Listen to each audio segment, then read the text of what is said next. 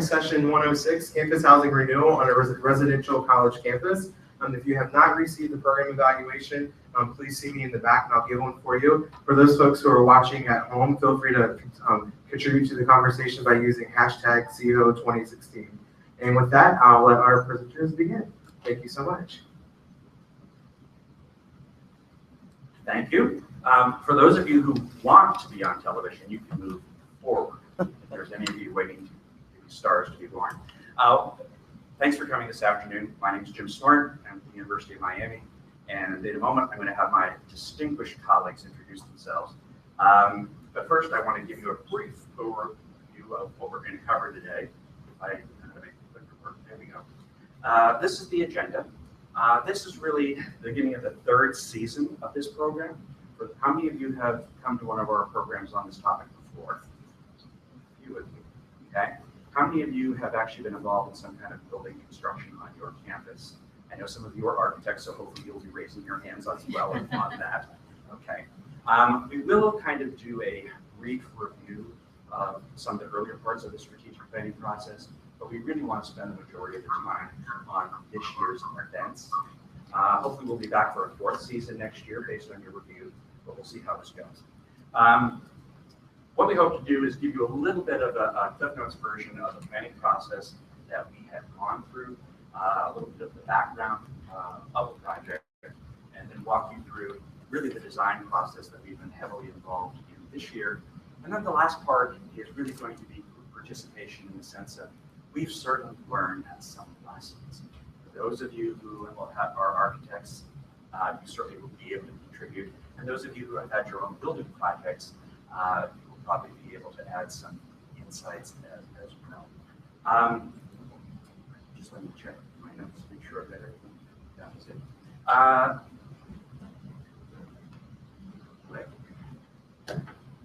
This is the point where I get to introduce my colleagues or have them introduce themselves. When we put together this planning process 3 years ago, one of the things that I needed to do, was bring together a group of folks.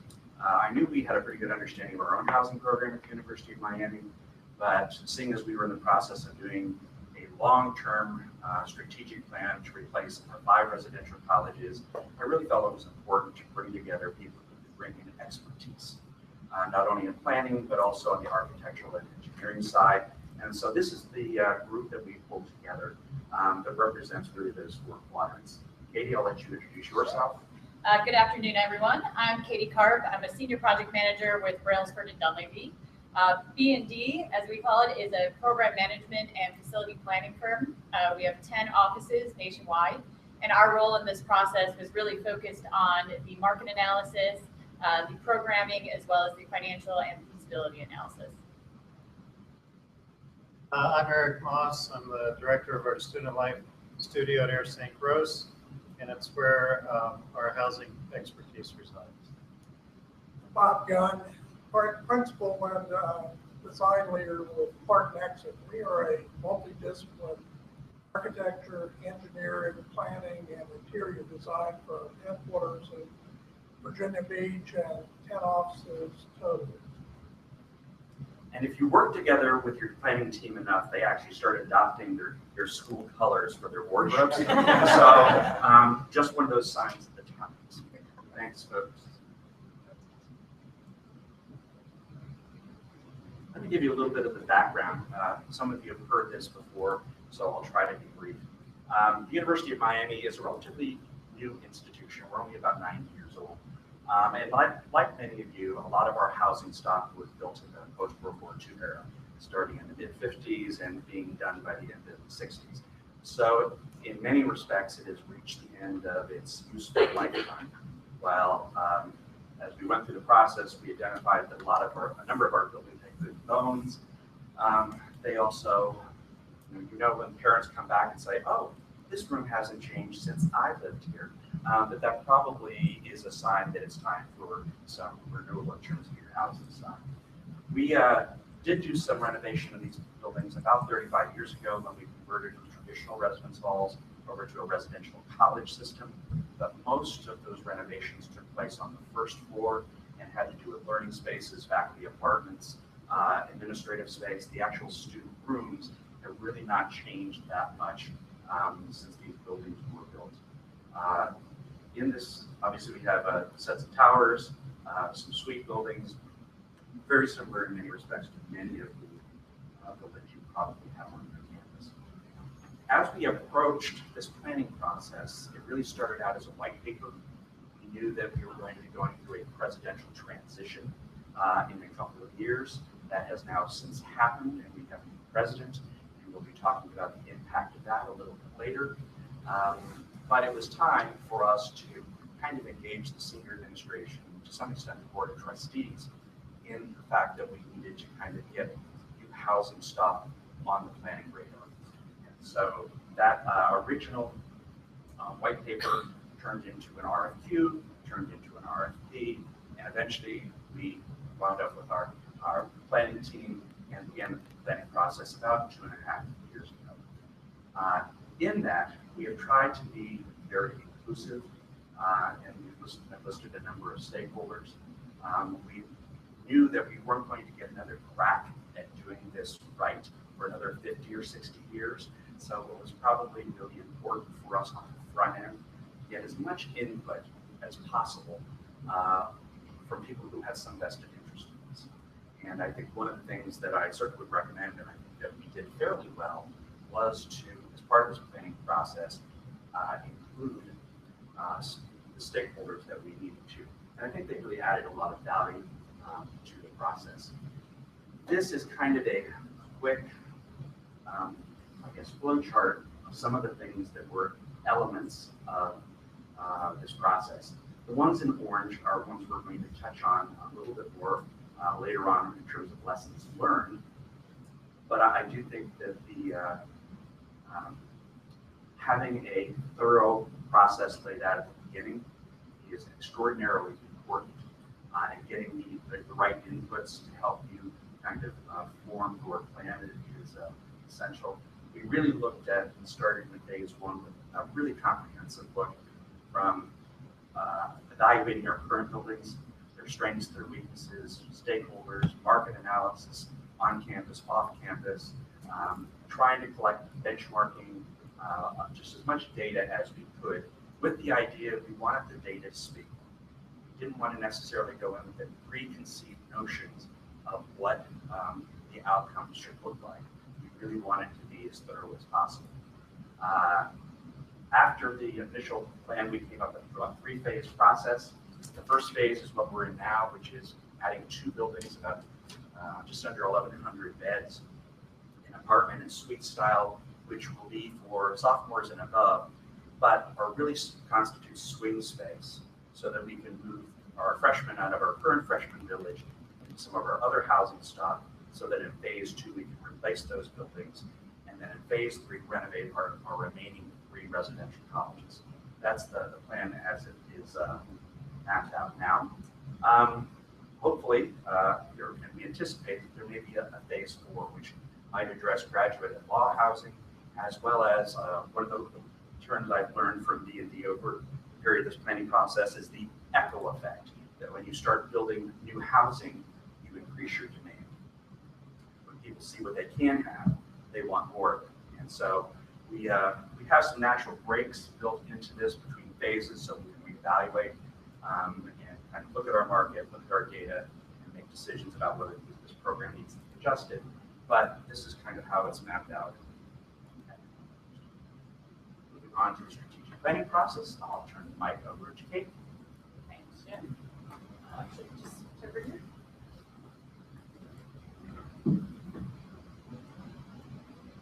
So typically when we share this slide with folks on the other side of the table, or our clients or our partners, we really focus on the importance of planning. A lot of institutions like to jump right into implementation and look to deliver a new project within the next few years. And we try to stress the importance of quality planning up front and how that will only help you save time and money on the back end. And we really believe that quality planning increases your control. And I think, as you'll see throughout our presentation, that helped with the University of Miami throughout the process. to show that all of our recommendations were grounded in analytics and feedback that we heard from the University of Miami community. So every time that we had one of those sidetracks where we had a new president or we had a new treasurer or any other kind of detour occurred, we could always go back and say, this is grounded in those analytics and this is why we made that recommendation.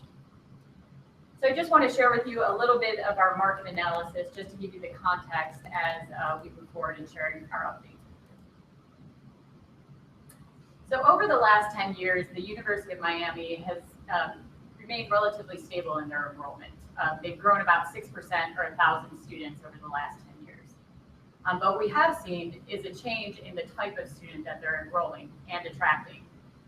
So they are now receiving less of their student population from Florida and the Miami-Dade County, and more so from out-of-state and international students at the undergraduate level, and then international students at the graduate level as well. And not only that, but the academic profile of these students has changed quite considerably over the last 10 years.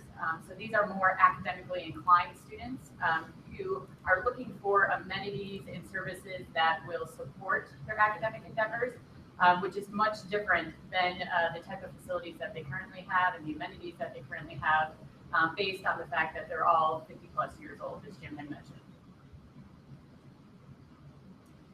So Miami really needs to be the institution of choice for these students. And while they're surveying other institutions, looking at cross-applicant peers, these are the types of facilities, housing facilities, that they're touring. And you can see Syracuse, Emory, Tulane, the majority of Miami's peers have implemented new housing within the last 10 years. And they are providing the types of amenities that these students are looking for. In contrast, these are the residential facilities that Miami is currently providing for their students. You can see some of the functionally obsolete components of this. And really, this is where we're asking them to come home at the end of the day and spend the majority of their time on campus. So how many of you from campuses have buildings from the 60s on your campus? Any institution built that began before 1960 has these buildings. Many of them are towers. Virtually every campus, whether it needed or not, had a tower. So when we entered this team and approached the campus, we saw things that we had seen at other institutions like Penn State, University of Virginia, UNC Charlotte. They are virtually everywhere. And then one of the first questions that we had to ask is, can these towers be salvaged? Structurally, they're sound. They've withstood hurricanes, no earthquakes in Miami, but they are very sound structurally, all concrete buildings. Virtually everything in the buildings has to be gutted and changed. Finishes essentially come through here with a bobcat and then come back in and put in everything new, including the exterior skin. So when we compared what campus housing was to what some of the new projects were on campus, there's a vast difference between old and new. And campus housing really was the first place students vote with their feet. And the notion of where do I live, where do I eat, and where do I play is a big decision maker in choosing the campus to attend. And that led to an understanding of the three primary parts of that campus. This was the freshman village, those four towers that you saw. Eaton, which was a small 4-story building, and then Mahoney Pearson, all built in the late 50s and to late 60s. These were the last ones built, and no question, by a prison architect. So the capacity on campus said, we've got this many beds now, but in order to renovate or replace any of these buildings, we've got to have something new. So Katie did the analytics on that. And what we did find is that if we were providing current facility types or modern facility types and the amenities that students were looking for, we actually didn't have enough beds on campus to accommodate all of those that wanted to live there. There was a deficit of about 2,000 beds worth of demand that we were losing to the off-campus market because students were seeing a better value there. So as we move through this process, we'll focus a little bit on what our recommendations were for the overall housing strategic plan, and then focus in a little bit more on what we're implementing now in terms of phase one. Oh, I'm sorry. As we were going through the plan, we also had both financial and non-financial criteria or guidelines that we wanted to achieve throughout the plan. So first and foremost, we wanted to align our recommendations with the student housing continuum. So we felt that there was a place for traditional style housing for freshmen on the campus, and as they move through their tenure, they would gain more and more dependence through the unit types provided. We also wanted to minimize any kind of disruption in terms of bed count. So our phasing plan had to ensure that we weren't taking a step back and losing beds at any point, but we were just year over year increasing the number of beds that were provided to students on campus. We also wanted to ensure that we were minimizing the housing footprint as a part of the overall campus master plan. We know how valuable real estate is to any campus, so we wanted to make sure that we were efficient in our designs and the overall impacts to the campus plan. We wanted to eliminate all deferred maintenance, and as Bob had mentioned, that includes pretty much an extensive renovation to those that were going to be renovated and new construction. We also wanted to align and ensure that we are maintaining food service economies, that students were able to have those types of conveniences as part of this plan. And then most importantly, this needed to be a financially feasible plan. So we had looked at alternative kind of funding or delivery methods, but ultimately decided that we wanted that to be within the university balance sheet. So we had to work to ensure that the plan would be able to do that, and that we were relying primarily on housing resources. So as part of this plan, it was important to ensure that our phasing allowed us to do that. And while our priority was really on Freshman Village, you can see that the financials didn't really allow for us to just take the towers down and replace that because of the number of beds that were within the Freshman Village. We really needed to implement new bed space and provide swing space so that we weren't losing those revenues or losing that number of beds while we looked at Freshman Village. And therefore, we had to keep some of the cash cows, as many of you might call them, of Mahoney, Pearson, and Eaton online a little bit longer than we would have anticipated to ensure that we could support all of these other projects.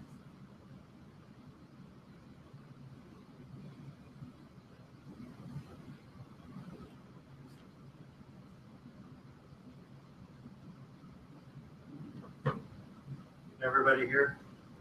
It's on. Okay. I'm going to mix it up a little bit. So I'm going to walk you through what is a very abbreviated version of the design effort that's gone in to get to where we are today. This is the campus.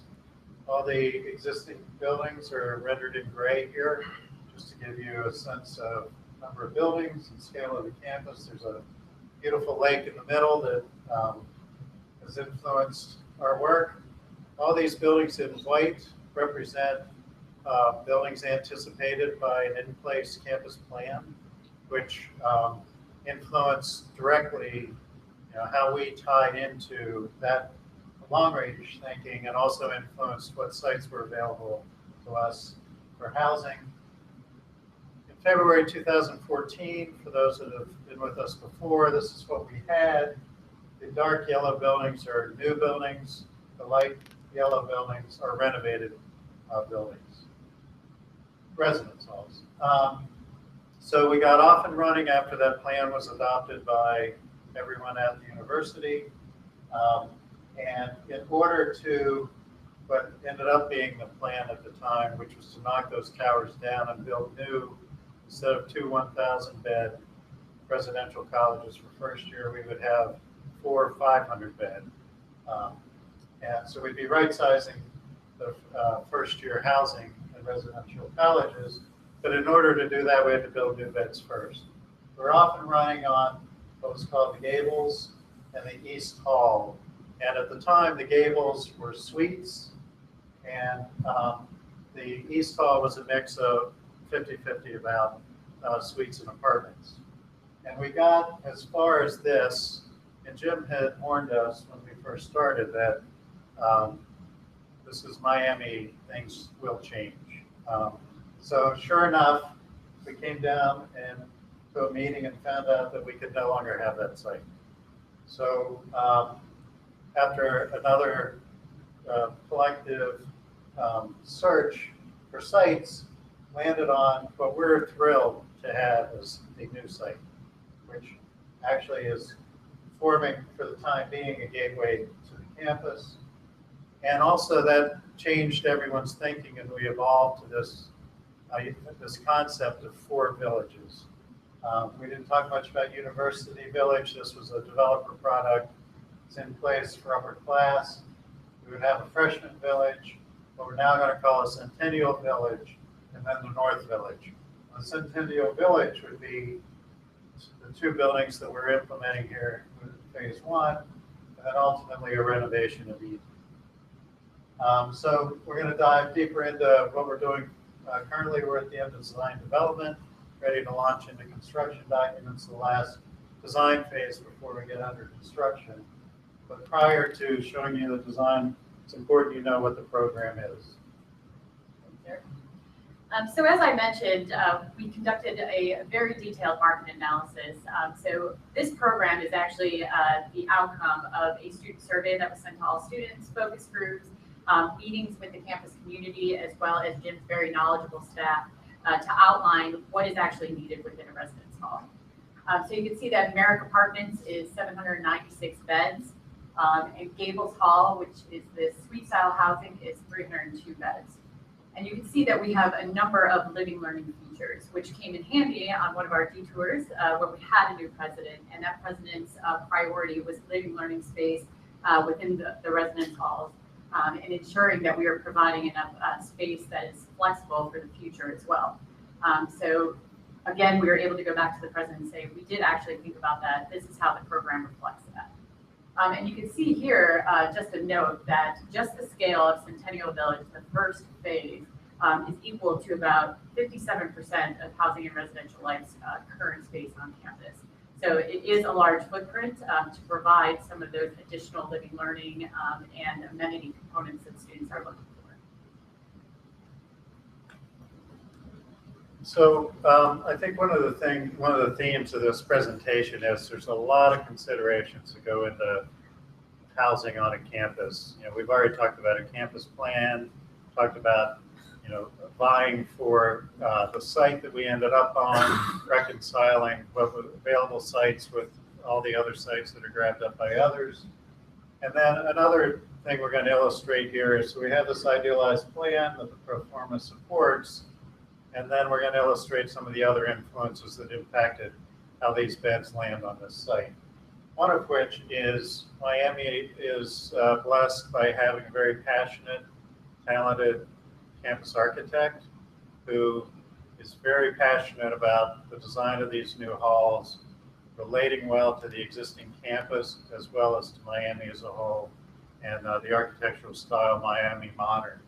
So we looked extensively at precedents on campus as well as in the region and came up with exterior design guidelines.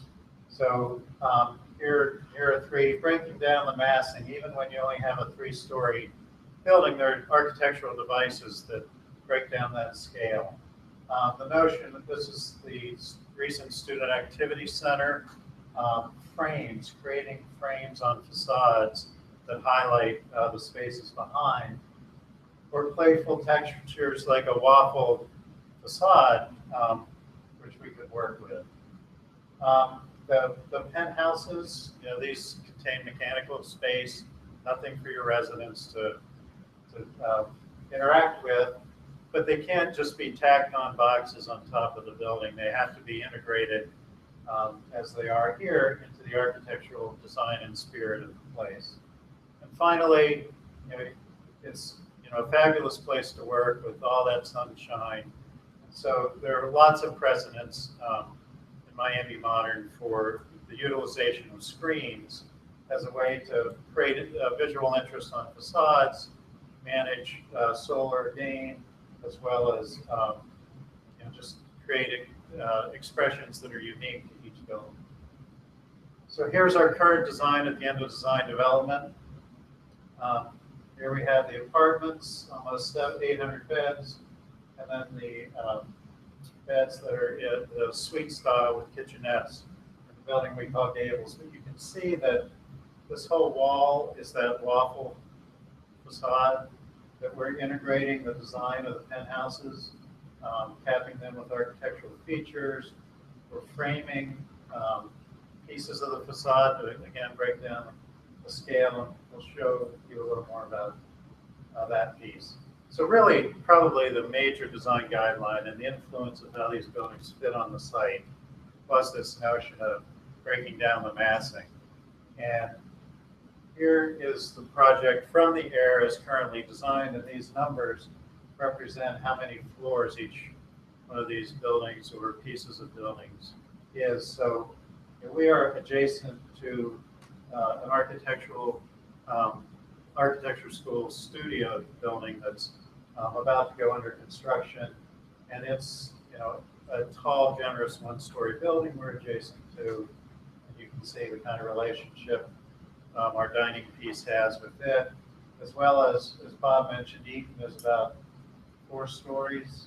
So there, and here's Route 1 that gets you to campus, and there's taller context across as well as taller future context. So we really have the tallest piece of the building on that part of the site for that reason. And then we stepped down this building until it related to the more intimate scale of more historic parts of campus. So by doing that, that creates a wide range of number of floors on a bed, particularly where it comes to this Merrick apartment building, and also impacts directly how big the footprint is on the site. And so one of the things that the Merrick apartment is providing is not just space that can be used by the residents, but also on a scheduled basis be a campus-wide amenity. And so we have a private courtyard for the residents that during special events can be used by the campus at large as queuing and after event space, as well as a backyard for the students that's always their space, but available to those on campus during the day, more securely enclosed at night.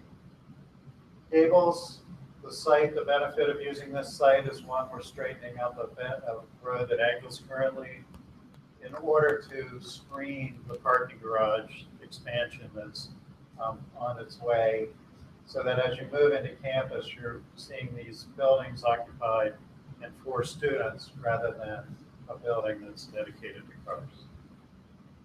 While we were placing this project down on the site, there are a lot of competing interests that we reconcile. We use these icons up here to illustrate some of that, making sure that as we're realigning roads, creating roads that don't exist, and respecting important view corridors identified by the campus master plan, we're working to reconcile pedestrian service and vehicular access, including those that are coming into campus using this garage underneath the bridge, so that we put the entry to this Gables Hall over here on the campus side, so students come in and come up and go across to minimize the pedestrian crossing with all the cars that are coming in and going during the course of the day. So here's a floor plan of the ground floor that has amenities we want to share with you. There's going to be the dining facility here that's more on the grab and go nature that serves this part of campus that doesn't have many options. A package center is being consolidated for the entire campus in this one location. A great room, which is a room that can be scheduled by other university groups as well as the public at large as a revenue generator. There is academic space as well as res life offices and game rooms and such for the residents.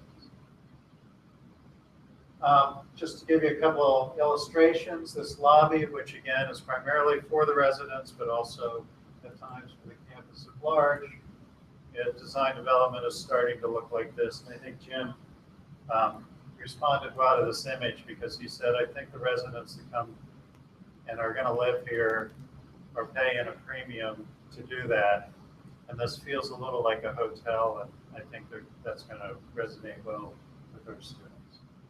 The great room is actually subdividable into 3 rooms.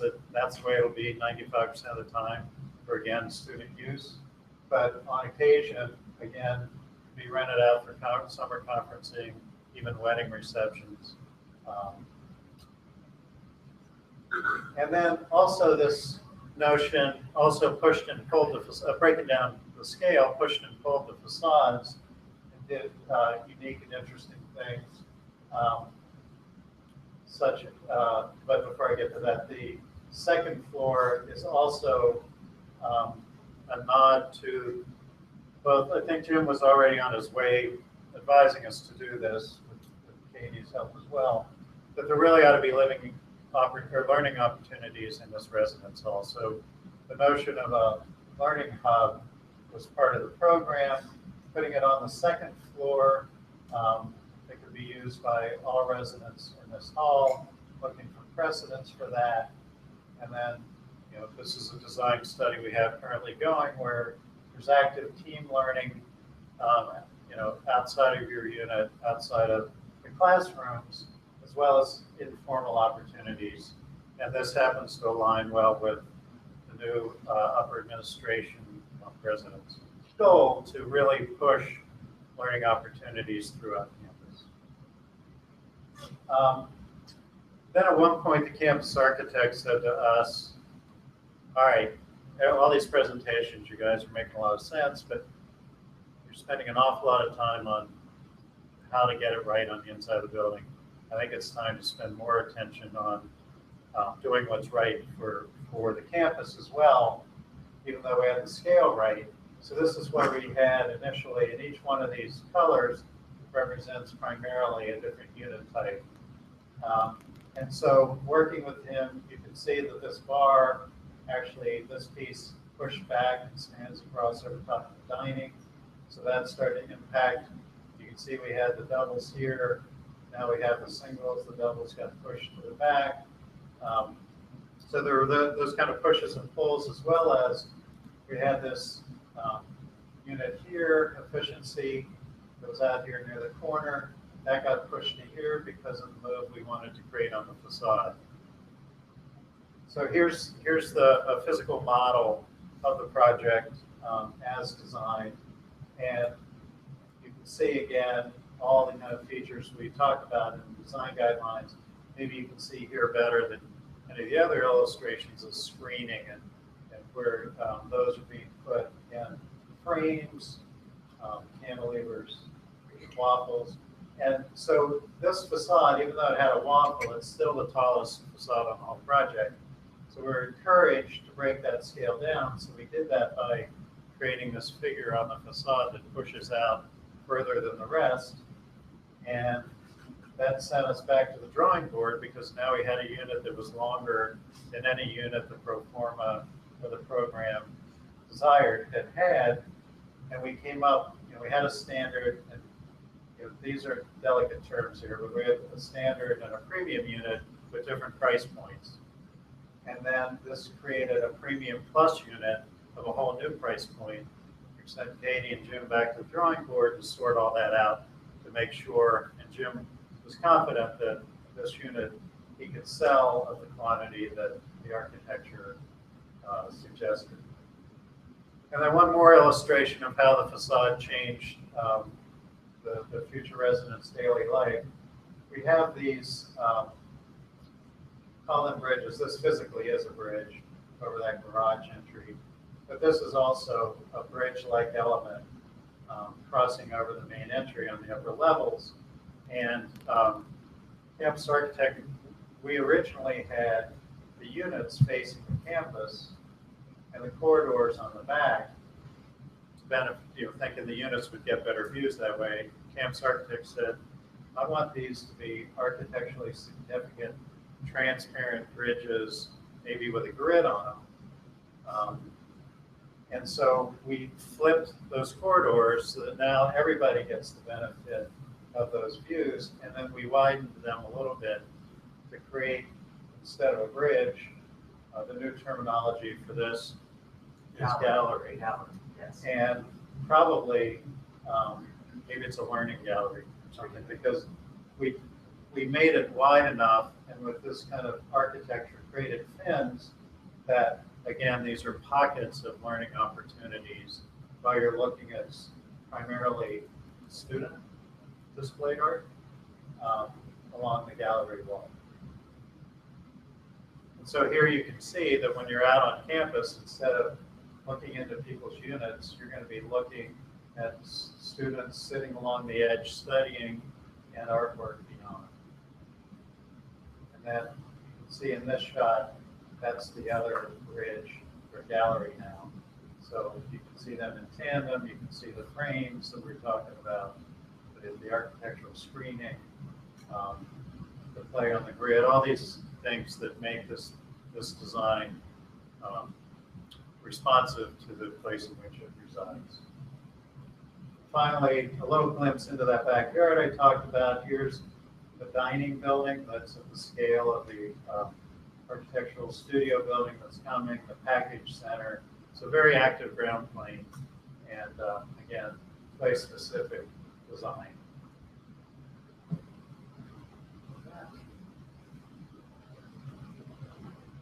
Thank you.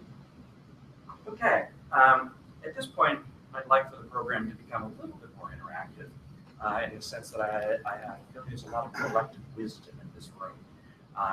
Maybe to get that started, I'll walk through some of the things that we've encountered that, while not entirely unanticipated, I think have posed at different points in the design process challenges.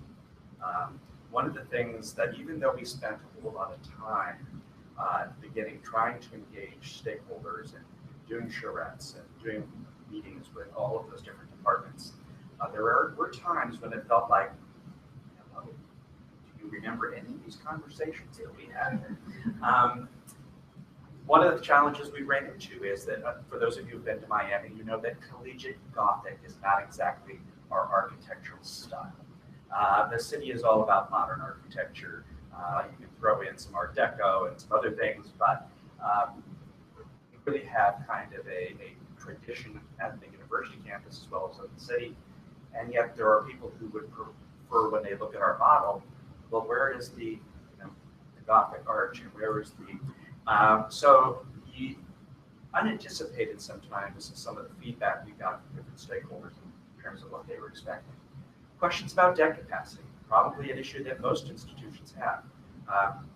We're young, we're ambitious, we have a lot of different programs going on. How much debt can we carry? And who's going to get access to that debt in any given year? One of the challenges that we've been working with as we've tried to work through the different phases of this program. We got a new president, a very different new president. And he's been very supportive of the process. In that respect, it was a great win. But he also was very, very committed to kind of getting rid of learning silos and integrating in-classroom learning with out-of-classroom learning, and wanting to make sure that our student housing reflected a strong learning component. So fortunately, we had already anticipated most of that, and so that was good. But one of the things that I think most of you probably will encounter is someone's got to pay for these buildings. And there is this little equation about, revenue generating space versus non-revenue generating space. And academics are really, really good at wanting you to build in non-revenue generating space. So keeping the project alive and paid for at the same time that we were trying to build in the amenities that, as student development people, we would want to see the need for, becomes really challenging. So that these projects at the end are financially viable, and you're being responsible with university resources. As many campuses, we are seeing increasing the competition from off-campus developers. Now, we are not a college town, and so we don't really have competitors that are specifically looking to compete for our students. But they are building, they see the university as an amenity that people would want to live near. And so we're seeing increased competition in the sense of developers building mixed units, retail, hotel, apartments, and the whole city, because we're in this little sliver of land between the Atlantic and the Everglades. Everything in Miami is now going up because we have literally run out of land to do anything else with. So that's something we've had to monitor throughout this process in terms of what's our market mix on campus versus what they're looking for. Been really fun. I've learned more about cost coordination with construction managers than I ever thought there was to know.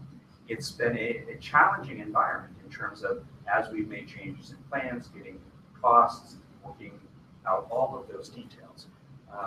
You have your estimate of what's going to cost, and then you get the projected cost, and then you go back and forth, and then you start your value engineering. And for those of us who went to graduate school without a construction management course, that is a challenge in terms of learning the nuances of that. Then there are always, and I just kind of picked on athletics, because I enjoy picking on athletics, that stakeholders who came back, that have a vested interest. They see this as a major recruiting issue for them. And so they're very interested in what they would like to see as a product. They haven't necessarily volunteered to put any revenue into the product to make this stupendous, but they are a constituency. The information technology, as you all know, the quality of your building is only evaluated by bandwidth you have on your Wi-Fi. It's the only thing that is important. So those kinds of issues, whether to hardwire, whether to go with wireless, what's the technology of the next 10 years, knowing that you're not going to get to do this for another half century. What's your guess as to where technology will go, and how do you build that in so that these buildings continue to be flexible and meet needs over time? Our university, and I think wisely, has within the University Architect's office created an interior design office that we fondly refer to as the interior design police. Part of that was because we had people doing all sorts of things, and when you walk from building to building, office to office, it was just this hodgepodge. And their goal has really been to build our brand and to have a more consistent feel throughout the university. But this is their first student housing project. And so I brought them with me to a Kuho last year and had them go meet with all the vendors so that they could impress upon them the difference between appearance and durability, and how our students can sometimes eat furniture for breakfast, and that just because it's pretty doesn't mean it will last for long. Fortunately, they really seem to have gotten the message and have been very helpful in terms of working with this.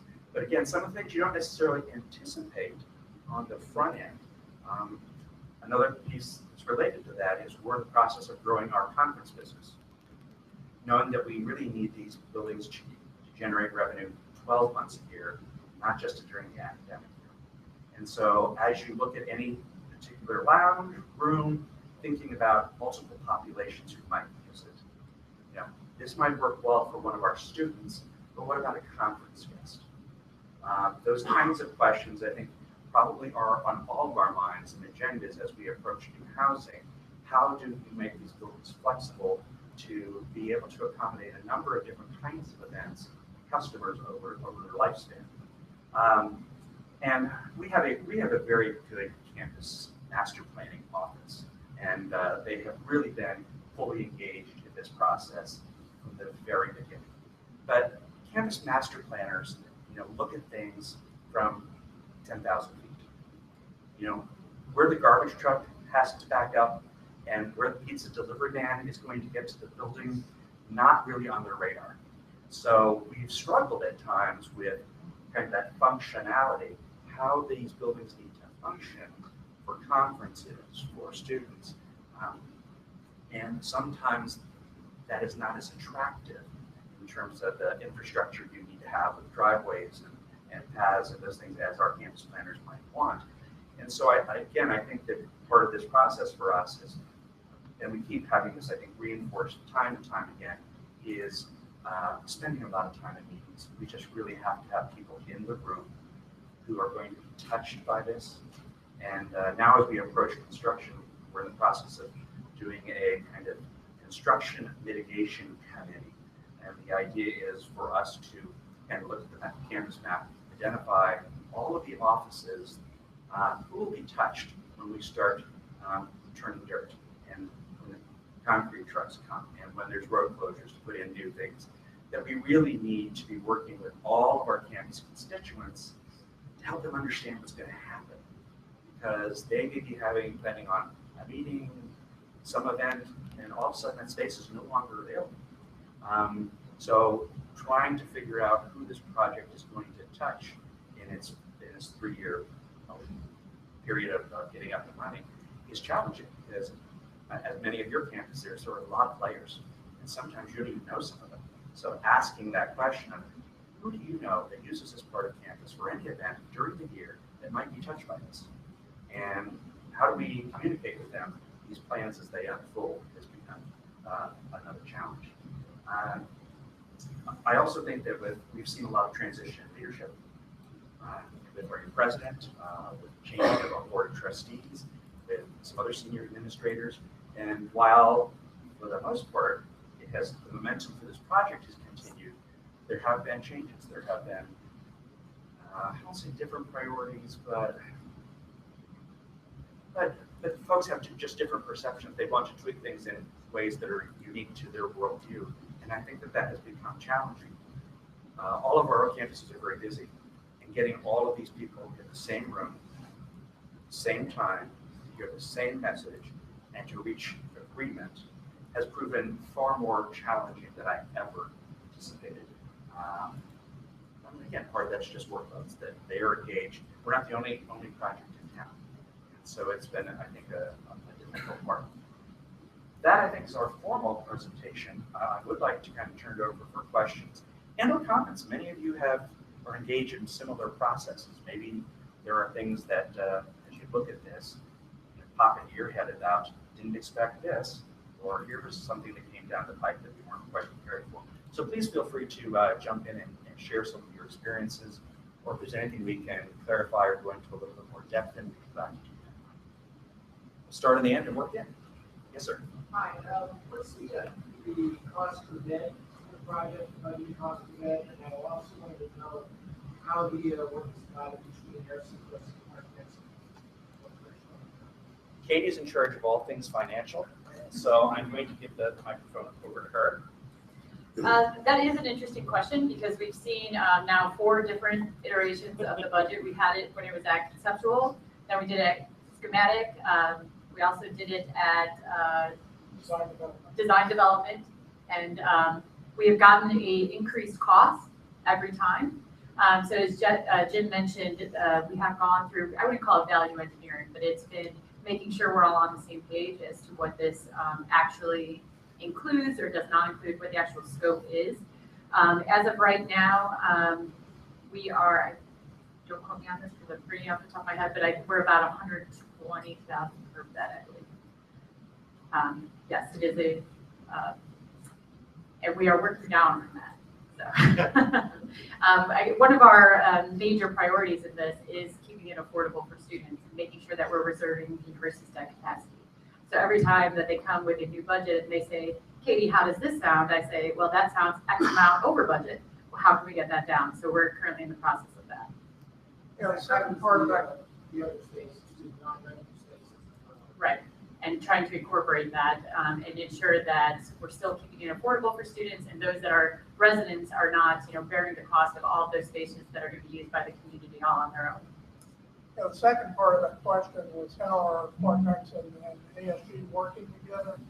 We actually had a long partnership beginning at University of Virginia, extended to Clemson, then Miami, and now at Virginia Commonwealth.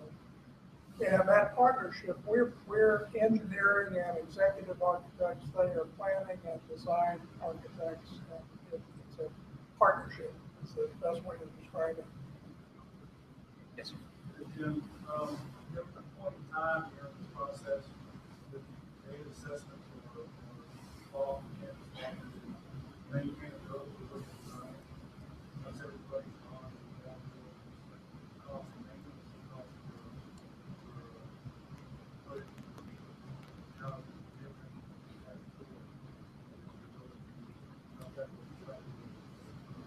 I'm not, let me make sure I heard what you said, but working with our campus partners to identify what the costs of maintaining these buildings moving forward. be able to maintain it, and it would cost, cost that. Katie may have something to add to this, but we have, as part of our working with stakeholders, we have worked very closely with our facilities to look at our current costs and to understand those, and then to move those forward in terms of these new facilities, given the level of custodial support they would need, given the kinds of systems that they have present, to try and work with them to identify accurate numbers. We've had a little disagreement with them at times. And some of that is we anticipated that going to newer buildings, we would see more savings as a result of energy efficiency and some of those things. Our facilities folks tend to be conservative. And so they have wanted to maintain those numbers at a little higher level. Although B&D has worked on our campus before with a number of projects, and it, for the most part, has turned out that B&D's numbers have been more accurate than our facilities people in terms of projecting those actual costs. So we're continuing to work through that. And part of the process that Katie was mentioning, we're still very much in this design process and trying to look at trade-offs between mechanical system and glazing and all of those kinds of things, and they influence each other. I never knew there were so many pieces to a HVAC system with the newest technologies and all of the controls and all of those things. I'm not quite sure we're there yet, but we are having regular conversations so that we're confident that the numbers we have are accurate, but on the conservative side, so that we can meet the business performance. Jim, if I can add on to that, let's pull it down here, changing construction codes. It may sound perverse that new buildings are going to take more energy than older buildings that don't perform as well. But the older buildings are not expected to perform to the same code expectations that new construction. So there's still, since no significant money has been put into the 50s and 60s buildings, they're not creating the same number of air changes that today's codes require. A big sticking point has been, right as we've been designing, there's a new mechanical energy code, which the university historically has been able to use double laminated glass, basically single pane glass, and meet code. There's a new code now, and they've got the learning curve and the pain threshold of no longer being able to get away with, not get away, but utilize what they used to. They now have to buy higher performing glazing, which is a double pane thermal insulating glass. And all of that glass has to be ballistic glass to withstand the impact of the coconut at 120 miles. Some of the unique challenges of being in Miami.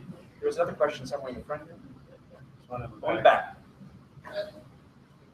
Very early on in the presentation, you talked about something that's really key is the decision of increasing space, replacing space, what numbers you need. You mentioned that you had a higher need for space because of potentially lost individuals that maybe lived off. How did you put that data? Where did you go in to get the data to make this increase? Because I'm finding my campus really hard because it's hard to get any kind of prognostication on future classes coming to it, so it's really hard to get into that point. And not wanting to build more space, and you're not going to have any going to debt or going to cost of living revenue on those spaces. I'll start to answer that question, and I'm sure Katie will catch everything that I miss, which will be a number of things. The good news in our university strategic plan is we're projecting a steady state for our undergraduate population. So we're not anticipating changing that for the next decade. So that was part of it. We also did surveying of all 15,000 of our students to try to identify this. We had a pretty significant response, 2,300 responses, which got into unit types, what they'd be willing to pay for that, amenities they were looking for. We've done a lot of benchmarking. We did some focus groups to follow up on the surveying.